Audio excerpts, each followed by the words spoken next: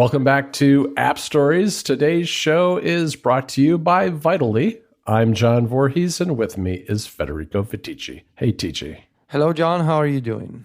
I'm doing really well today. You know, we've got some things to talk. We've got a good topic for today, all about the world of apps. And, you know, Yes. really shocking when you think about it, because this is App Stories. Yes, we do talk about apps from time to time. It's a big picture topic, but we'll get to it. But I wanted to talk about a couple of things before we get to that. And one of them is about Club Mac Stories, because, you know, people sometimes read the site, sometimes they read the newsletter, but sometimes they just listen to the podcast. And so I wanted to remind people, or let them know for the very first time, that we added 4 new apps this week to the Club Mac Stories Plus and Club Premier plans. So if you subscribe to either Club Mac Stories Plus or Club Premier, you get a bunch of discounts. We're up in the, I don't know, we've got over 20 of them now. I'd have to go count to see exactly what they are. Maybe it's even more than 30 now.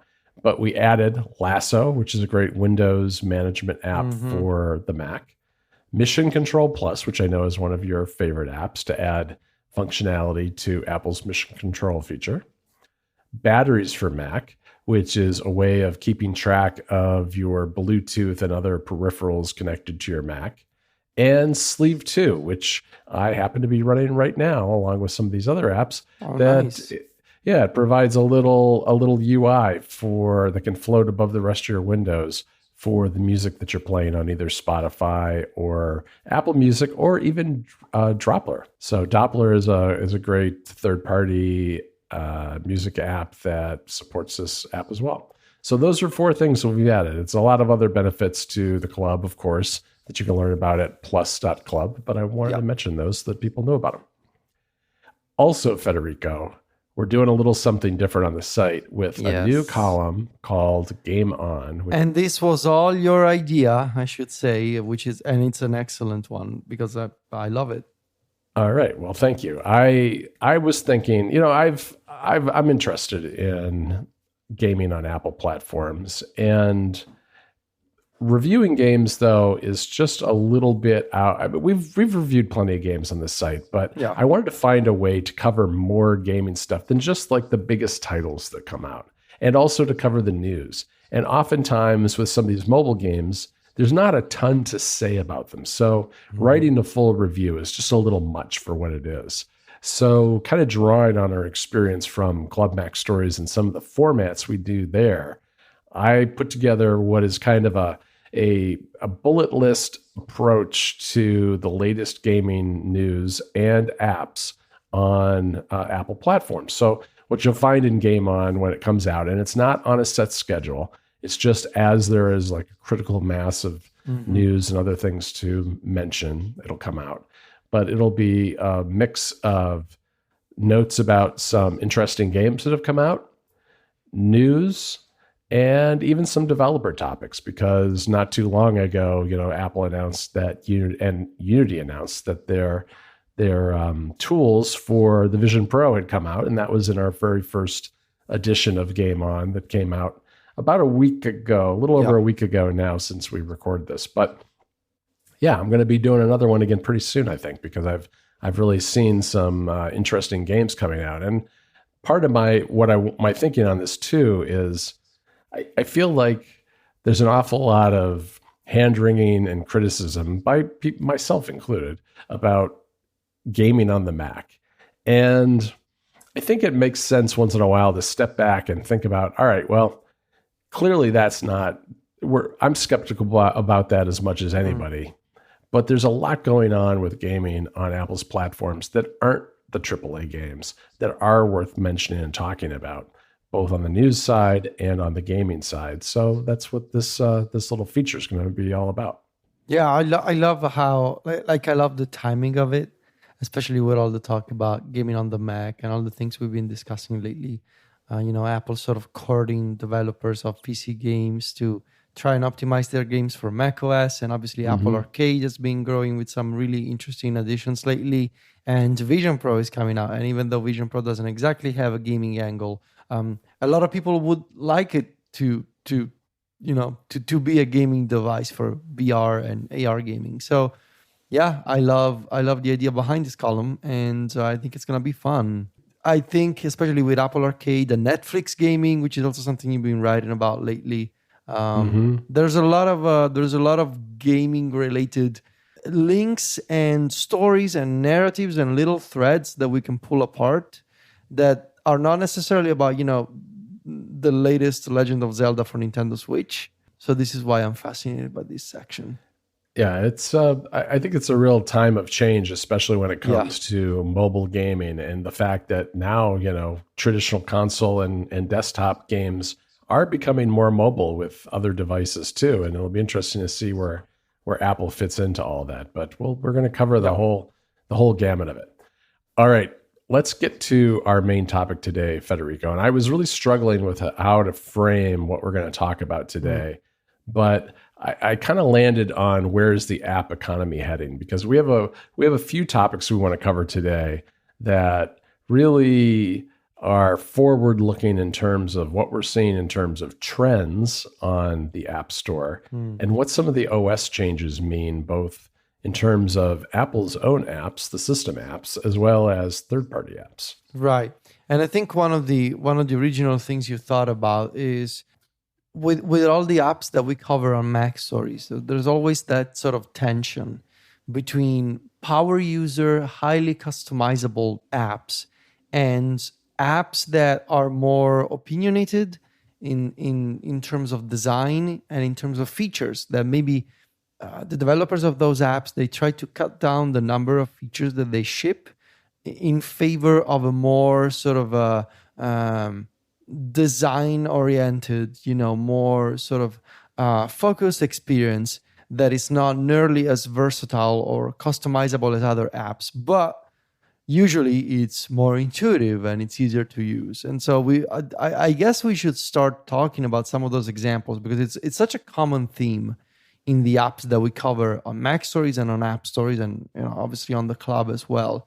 And yeah, that's true. And I think it's one of those things too, Federico, that the two go hand in hand, in the sense that I think an awful lot of apps that strive for customizability end up having slightly worse designs as a result of that. Yes. And then the same is true of the better designed apps. The limitations they've imposed on those apps often help in coming up with a more polished design. I don't think they're mutually exclusive personally, but I do think that they're correlated a lot of times, at least with some of the apps that we look at. Yeah, I think the challenge there is if you're making a highly customizable app that, for example, lets you totally customize there's a sidebar, maybe you can customize the sidebar. Maybe you can hide and show sections, or add your own section, or add your own groups of multiple items in a sidebar. Or maybe you want to customize the top bar, or, taking it to the next level. What if you could customize the theme, the entire theme of an app, and make your own? What if you could change the font? Like when you go in that direction, I guess from a developer's perspective, there's also the question of, well, do I really want to invest my time and resources into a highly designed product if I'm giving people the option to just make their own theme? Like, why would I spend money and time making a highly designed, refined UI where people are just going to change it? They're going to change the font that I choose. They're going to change the colors. They're going to change the theme. So there's also that aspect, I guess. It's absolutely true. I mean, someone might decide to read all of their, Mastodon posts in Comic Sans with, gray on black text that can be barely read. And I don't know. I mean, yes, that's the thing about customization. You can put it in the user's hands, and the users have, all variety of tastes, and they can make something that you might decide is a lot of people might think is kind of ugly, but that's kind of the way it goes. And maybe I would say that usually customization, it tends to be, from my perspective, it tends to be more acceptable for sort of work tools or productivity apps. Yeah. But then again, there are so many exceptions to this. Like I love, for example, a customizable task manager or an email client or a calendar client. But I'm also the type of person who loves Marvis Pro, and that's a music player of all things. Mm-hmm. So I think there are always use cases for highly customizable apps that let you really fine tune and play around with all the settings, those are also the types of apps that appeal to a very specific type of person. Right. And the type of person, and I'm talking about myself here, like I'm also the type of person who loves to tinker with menus and inventories in role-playing games. And these may seem like totally unrelated things. I don't think they are. Like, I think the satisfaction that It's totally the same thing, Federico. sorting my inventory in Tears of the Kingdom and making recipes out of ingredients that I have in my inventory gives me the same sort of sense of satisfaction as making a custom section in Marvis Pro. And that may sound like a strange sentence, but if you know, you know, I guess. Yeah, no, I think that those things are very related, and I think you're kind of hitting on something that I think is important. It's not always the same. It's not just that there's one type of person versus another type of person. Sometimes, like I know for myself, for instance, and we can get into some concrete examples here. There are some apps where it matters to me a lot more that something is customizable, and others where I would just prefer everything to be kind of seamless, easy, and taken care of for me. And there are even times where I may want both of those things, so I end up using two apps. And I think the best example of that for me, the best example of that for me is Mona and Ivory, which are both Mastodon clients. So I you love use both of these apps. Ah. I do. I use Ivory more. Because most of the time I want to flick through my timeline and just catch up on what's going on. And I find Ivory very good for that. But I also happen to manage multiple Mastodon accounts. You know, I've got the credentials for the Mac Stories accounts too. And so I'm in there kind of looking, I want a nice customizable view so I can see who's posting and replying to Mac Stories or the club or app stories and be able to respond to them directly from those accounts. Now, Ivory has some of that too, but I just like the way Mona lets me customize it a little bit better for that kind of use case. So when it comes down to being like social media manager, John, I will turn to Mona more than I will to Ivory. And Ivory's more sit back on the couch and flick through my timeline and see what people are talking about. I've been thinking about this very thing. Like I've been using Ivory, but and most of the time I love that I can just open it and it's scroll and it's so incredibly smooth and I don't have to think about anything else. But then there are times when I'm like, well, I'm spending a few minutes here on Mastodon. I need to catch up on a bunch of things. And I also want to check on some other communities. I could use a more powerful tool for the job. And I guess it comes down to really this struggle between customization and sort of more design type products. It's not really a struggle, I think, after all. If you are the type of person who listens to app stories, I think it's very common to do what John just described, to dip in and out of multiple apps.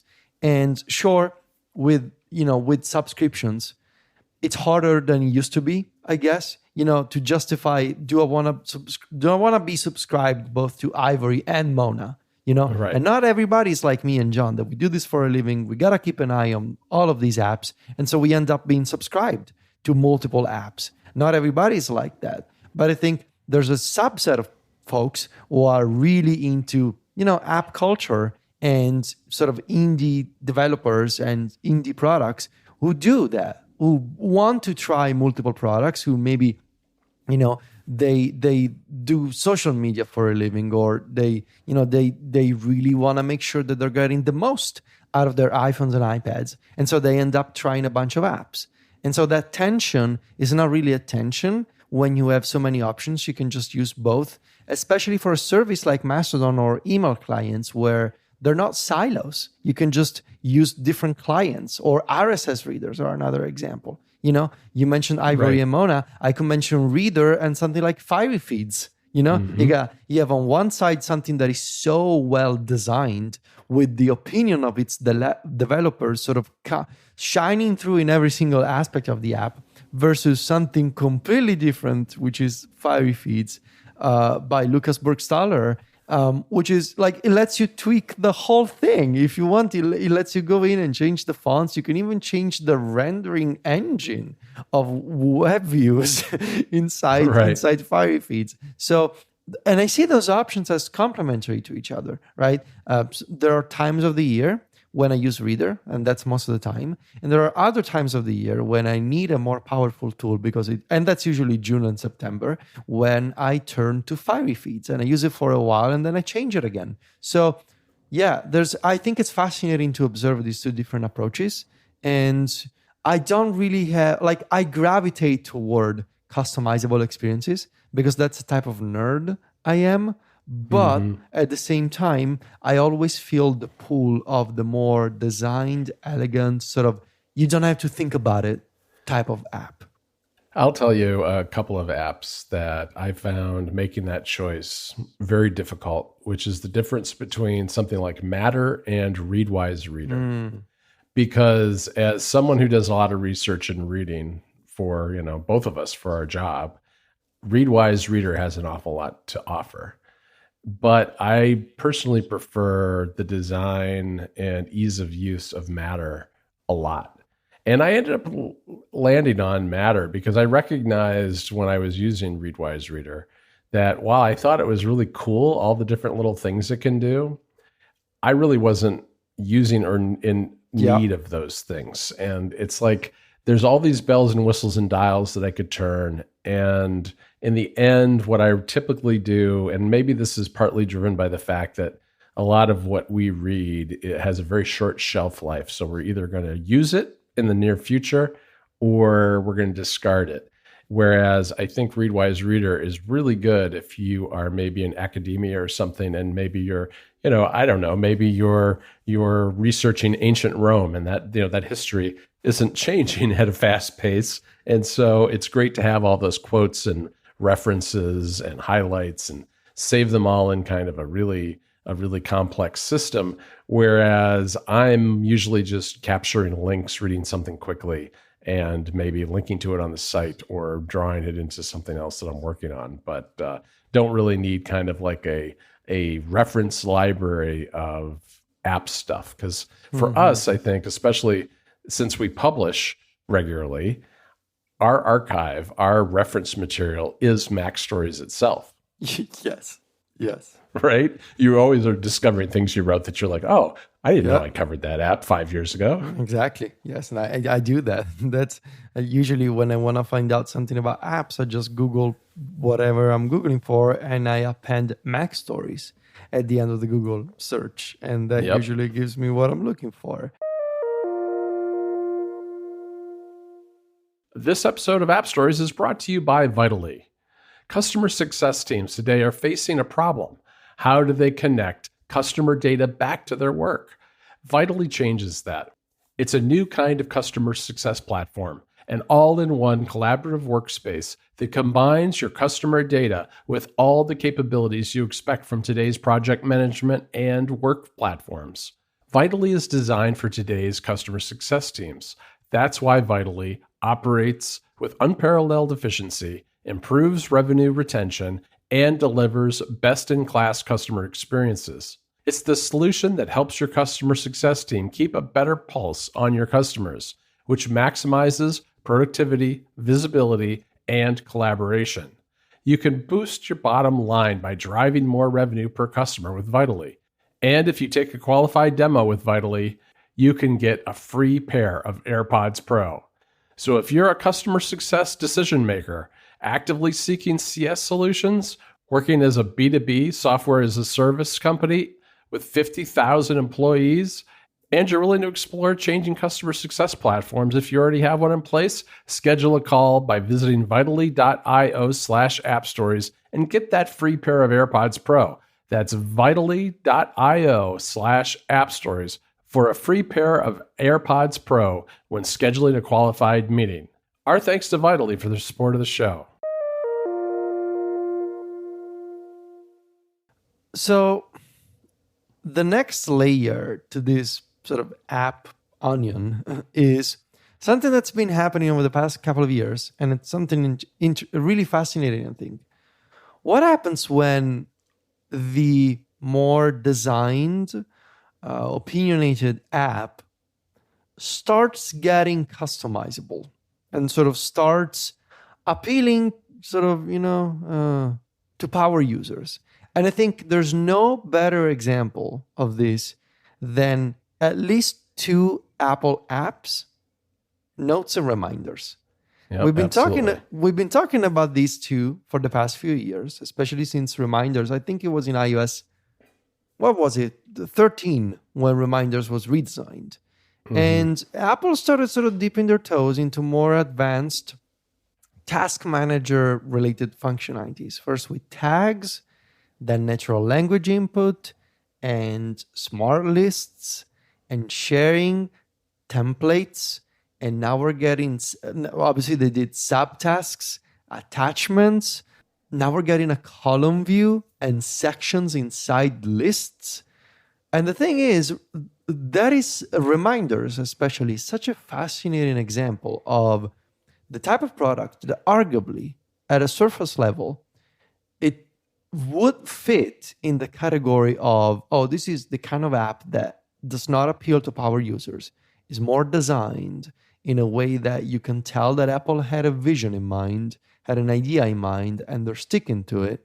They want to reach as wide a user base as possible, and they want millions of people to use Reminders. But I think they've done such a good job in this term, in with this progressive disclosure that Reminders has. And it reveals, as you use it, it reveals new layers of functionality to you, whether it's the tags or the sections or the column view, which, and here's a point that I'm going to make. I think this is the sort of approach that we are going to see more and more from Apple in the future. And I think it's also why we're getting a framework like TipKit in iOS 17. TipKit is sort of the dark horse of this beta season, because it arguably, like, it's such a silly thing. Yeah, now developers can give you in-app messages about features you may not know about. But I think TipKit has been so well done in terms of how developers can implement it. It syncs with iCloud, so you're not gonna get the same tip on multiple devices over and over, because the informative messages that you see are tied to your iCloud account. And I think that sort of shows a strategy where Apple says, okay, look, when people start using an app, they see, I don't want to say the basic version of it, but they see the essentials. But then progressively, you can teach those users about more and more features of your app. And Apple itself is doing it in Reminders, in Photos, in Safari. They're doing it in a bunch of places. And I think that's done because I kind of get the sense that going forward, these devices that we buy are only getting more expensive. And there are rumors that the iPhone 15 Pro is also going to get another price hike this year. And we're getting bigger iPads. We're getting more expensive iPad Pros with OLED screens at some point. Like, these computers are not getting cheaper. And I feel like this is a nice way to make people feel like they're getting more out of the software that they have on their computers than, say, the Reminders app in iOS 6. Imagine buying a 1500 phone today, and the task manager you get on it is Reminders from iOS 6. Right. No, I think that's a really insightful point. I mean, I think that there's a lot to that, Federico. And what to me sets an app like Reminders apart is that when you first open it, if you've never used Reminders before, you can figure out, like, instantly what it's for. You can make a list. I mean, everybody's made a list, maybe on a scrap of paper, maybe in another app. It's very easy. You just start hitting, you just start typing your items. You hit done. Another one is available right away. You can go to another one, and you can use it for anything. You can use it for something as simple as errands you have to run or groceries you want to buy. But as you use it more for those kinds of simple things, you're right. You will kind of discover that, oh, I can make multiple kinds of lists. And oh, there's a smart list feature and tags and different views I can use. And oh, I can open this up. Maybe I could try opening this up side by side on my iPad and, looking at two different views at once, my today view and my scheduled view, so I know what's happening for my full week. It becomes a much more powerful tool, but it is important to make it just those things discoverable. And I think TipKit does go a long way, and it will go a long way starting this fall. But I think that this is what really, to my mind, sets apart these system apps apart from a lot of the other apps that we see. There are many fewer examples of this, I think, in the third-party app market right now, of really well done progressive disclosure of apps that can be used from a very basic level on up to an advanced level. Yeah, I think we've been seeing this these comparisons between Apple apps, sort of the pool of the native app versus the flexibility of the third-party options. That's been going on for years. But I've seen it pop up again as a theme, as a thing people say in our community over the past couple of years, and especially this year. Notes, reminders, but also podcasts. And I see so many people, especially with task managers, saying, "Well, now the reminders has all these features, and I know how to use them, and I know how to get to them.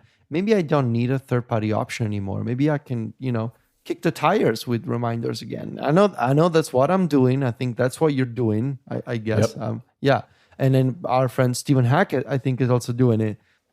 I think it's interesting to see Apple do this. To a degree, you got to believe that Apple is always keeping an eye on what's popular on the App Store.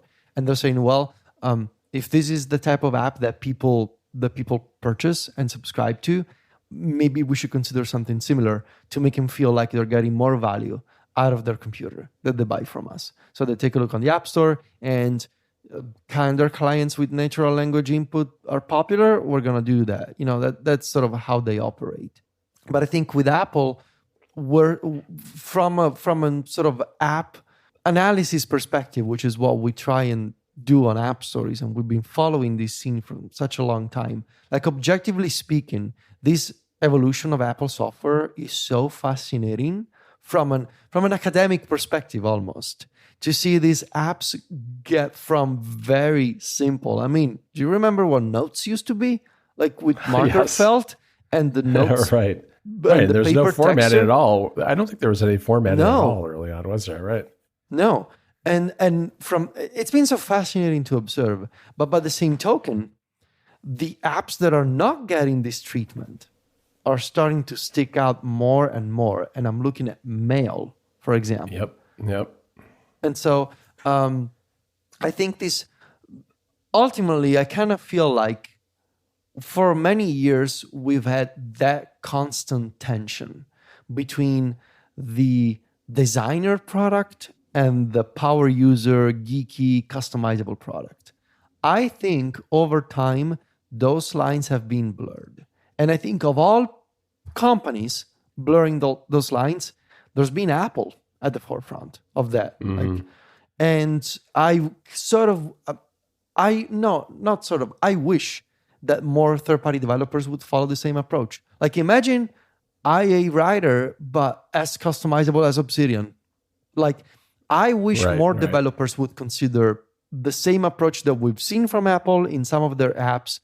And at the same time, I would love it to see Apple continue with this approach in more of their apps. Yeah, I think I agree with that. I mean, I do wonder where this is all heading, because, obviously the elephant in the room is Apple with its notes and reminders apps in particular. I'll pick on those. Are they foreclosing third-party options for good task managers and text editors? And I don't think so. I really don't think so. I think that there's always going to be room for both the more niche apps that are focused on a particular need or a particular style, because as we've talked about a million times, things like email and task management. We're never thoroughly satisfied with either of those categories of apps because everybody does those things a little differently, and no app is really perfect for the way Federico Viticci does that or John Voorhees does that. And so, there's always that search for the one that fits your needs perfectly. And I think neither of us have been super satisfied with those categories. And that's why, though, I think there'll always be room for the narrower apps. But I do agree at the same time with you that I would like to see more third-party apps trying to take this approach that Apple's taking, where it's like, sometimes I feel like there are apps that are designed only for geeky fans of apps. And I think that developers that do that are missing half the story, which is, I think if you're marketing to someone like me or Federico, that is a really good start, because you're going to find an excited audience that will really evangelize your app. But I do think that you have to also think about people who are going to use your app, but maybe not care as much about your app even, that really just want something to get a job done easily and quickly, because in the end, there are probably going to be more people like that than there are going to be people like me or Federico. And if you're building a business on your app, you're going to want to have as many users as possible, and not just the ones who are super excited about a particular niche way of building a task manager, for instance. All right, Federico. Well, there's a lot to think about, and I don't think that, I think this is, as always, this is a very evolving topic, and I think it'll be interesting to see where things go, especially once we get to the fall and we get a lot of these new things like TipKit and some of the other features coming to the OSs out there and developers using them. I think it'll be, and to see where Apple's going with some of this other stuff that they're working on. I mean, they've got some features that aren't out yet in the betas for music and other apps that'll be interesting to see how they fit in with this entire narrative as well. I want to thank our sponsor for this episode. That's Vitally. You can find me and Federico over at macstories.net. Federico is on Mastodon. Just go to viticci.macstories.net. You'll find a button there to follow him, or johnvoorhees.macstories.net to follow me. We're both on Instagram too, and I'm on Threads. Federico is at Viticci. That's VITICCI. And I'm at John Voorhees. JOHNVOORHWS. Talk to you next week, Federico. Ciao, John.